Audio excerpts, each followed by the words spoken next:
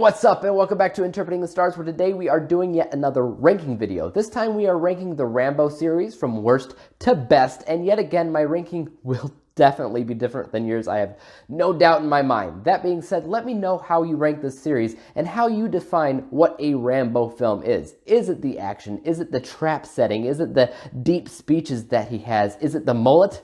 I don't know. Let's get cracking. In 5th place, also known as last place, at 66% is Rambo First Blood. I know.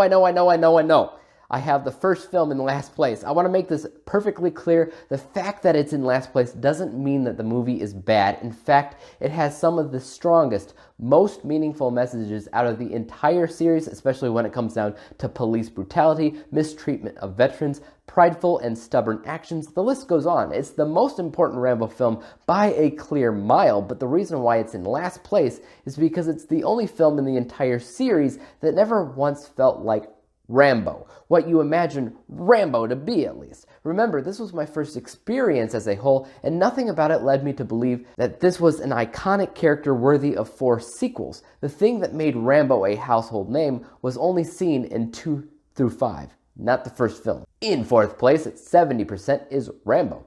The 4th film in the series is pretty fun and pretty relevant to a real-world crisis. A lot of people call it the bloodiest Rambo film as a whole, but that's actually one of the things that I disagree with, because I think the bloodiest film is consistently Rambo Last Blood, but that doesn't actually make either film better or worse. The main thing that I wanted to see in this film was Rambo taking people out one by one in person, and he kills a lot of people with distant weapons here, guns, archery, whatever. That's fine, but it isn't fully what you come to expect with Rambo. In 3rd place at 73% is Rambo Last Blood. Now, Last Blood is a film that I can definitely get behind because it has one of the best action sequences out of the entire series, as well as some really strong one-liners. That last act in the film is epic and honestly a whole lot of fun to watch. I said it in my review of the film. It's worth it to watch the entire series just to get to that point, just to get to that last act in Last Blood. It's awesome. The only reason this movie isn't higher on my list is because the film lacks a bit when making it believably a Rambo film, as well as not having a super clean narrative. In 2nd place at 74% is Rambo First Blood Part 2.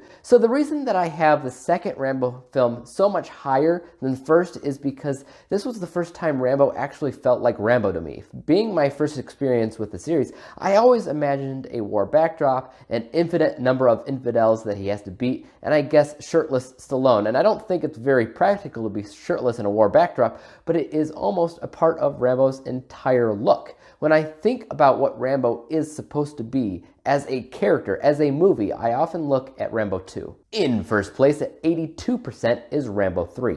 I tried to warn you that my list would be different than yours. Everybody's favorite film is in my worst spot, while everybody's least favorite is in my top spot. How did this happen? Well, I've said it before, I'll say it again. Rambo 3 does the best job at keeping the story seriously personal. Troutman was captured in this movie, and it was his 3rd film in the series. The other films had people getting captured 15 minutes after being introduced, which was never enough time to introduce the audience to who they were as characters. Sure, it might be personal to Rambo, but the only time it was personal to the audience was in Rambo 3 with Troutman. Another thing, just like in Rambo 4 and 5, there were some really great lines in this film spoken by Rambo, but also spoken by Troutman. Finally, there was some very interesting dynamics happening in this film between some certain characters, like this kid that gets introduced in the movie. His dynamic with Rambo is really quite unique. I also didn't mind the desert backdrop or the themes of guilt and responsibility. This is, in my opinion, the best Rambo film we've ever gotten.